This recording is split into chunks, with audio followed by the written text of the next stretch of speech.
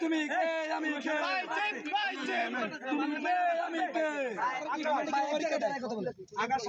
চোদ্দ তারিখ কিন্তু সরকার বিরোধী আন্দোলন শুরু হয় না, তখন কোটা বিরোধী আন্দোলন ছিল।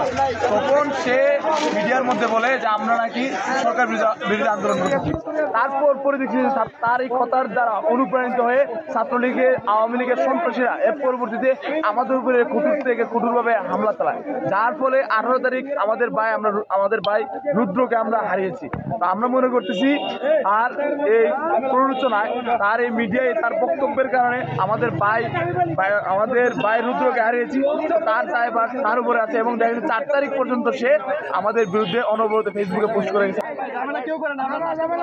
তার নামে হচ্ছে মামলা আছে, আমরা আইনগত ব্যবস্থা জানাই নিচ্ছি। যত কর্তৃপক্ষের সাথে কথা বলে আইনগত ব্যবস্থা প্রক্রিয়া সে ছাত্রলীগ এবং আওয়ামী লীগের দ্বারা আমাদের বিরুদ্ধে পোস্ট করে